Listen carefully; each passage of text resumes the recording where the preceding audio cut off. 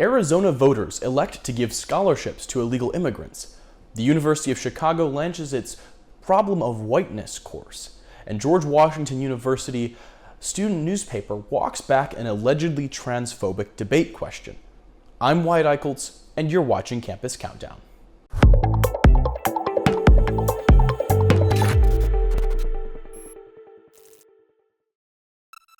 Beginning with story number 3.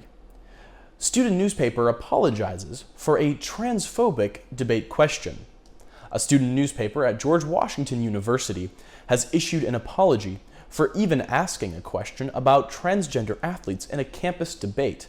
Last month, the GW Hatchet moderated a debate between college Democrats and college Republicans. One of the questions asked during the debate was, why do conservatives equate the inclusion of transgender female athletes as an attack on women's sports? One user on Twitter then attacked the newspaper, saying that there was no journalistic integrity in asking the question, and that it would only heighten the firestorm directed at trans people.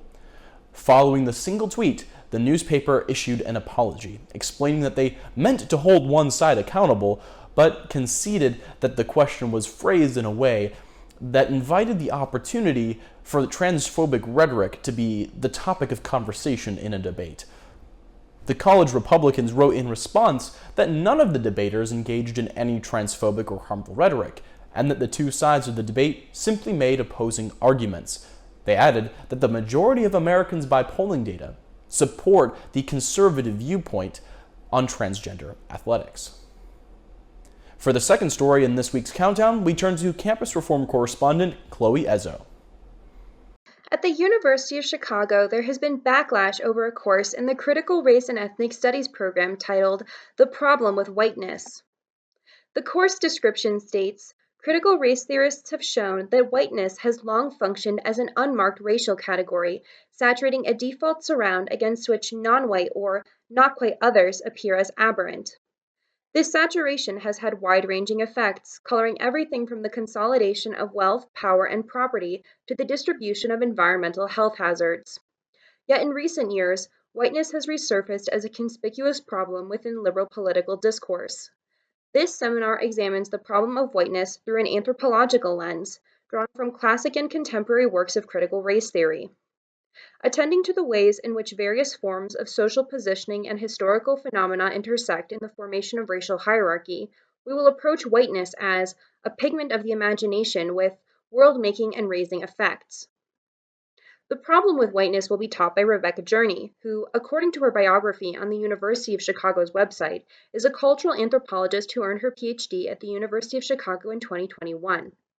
The course was originally supposed to start on January 3rd, but the start date has been pushed back to March 20th due to backlash from students after Daniel Schmidt, a sophomore at the University of Chicago, tweeted about the course on November 1st, saying, "Since I began college a year ago, I've documented all the anti-white hatred I've seen on campus. Without a doubt, this is the most egregious example." Since Schmidt posted about the course a month ago, Journey has labeled him a cyberbully and a cyber terrorist. The University of Chicago administration told Campus Reform that the university works to foster an inclusive climate on campus so that all may participate fully in the distinctive open and questioning environment that has always defined the University of Chicago. Thanks, Chloe. Moving now to the top story of this week, Arizona votes to offer illegal immigrants in-state tuition. Voters in the state of Arizona approved Proposition 308 to allow illegal immigrants to receive in-state tuition. The referendum, which also makes illegal immigrants eligible for financial aid, passed with a 51.2% majority last month, making Arizona the next in a line of states to provide taxpayer funds to illegal immigrants attending state schools. Arizona now joins 22 states and Washington, D.C. in offering financial aid to illegal immigrants, 14 of which also offer tuition equity, making in-state tuition available to illegal immigrants. Former Arizona State Senator Bob Worsley said that, quote, a majority of Democrats and a significant number of independents and Republicans voted to change the Constitution to treat immigrants brought to the United States as children with dignity and respect. Rebecca Shee, American Business Immigration Committee Executive Director, connected the referendum to the larger national debate on the status of so-called dreamers, saying this bipartisan vote in Arizona shows the way forward for the Congress, for dreamers, and for farm workers before the end of this year. That wraps it up for the top 3 stories this week, but Campus Countdown wouldn't be complete without a woke tweet of the week. The woke tweets for this week come from Stanford University. For some background, the Stanford Graduate Student Center hosted a screening of Black Panther Wakanda Forever last month.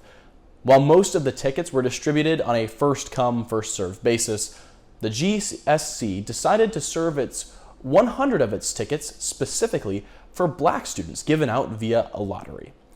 The Stanford Review, an independent student newspaper at Stanford, reported on the event critically, pointing out that how exactly the GSC serves you depends on your race.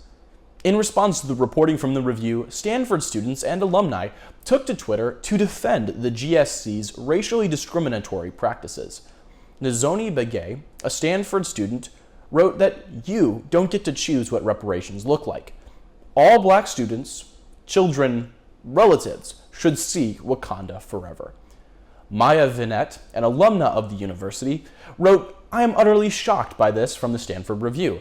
Wakanda Forever is a film for everyone, but a moment of cultural significance for Black audiences. Comparing systemic legislative racism to movie tickets was not the way to approach this. Very disappointing. The Review's editorial team, led by editor-in-chief Mimi St. John's, noted the irony that Black students who received the exclusive tickets would also be given priority seating on the buses to and from the theater, labeling it blatantly racist and drawing comparisons to the Jim Crow South. The editorial ended with a call to non-Black students to channel their inner Rosa Parks, get on the buses, and refuse to give up your seats. That's all for this week's edition of Campus Countdown. Don't forget to hit the like button and subscribe to the channel. To stay up to date on more leftist bias on campus, make sure to follow us on Facebook, Instagram, and Twitter at Campus Reform. I'm Wyatt Eichholz. Thank you for watching, and be sure to check in next week to Campus Countdown.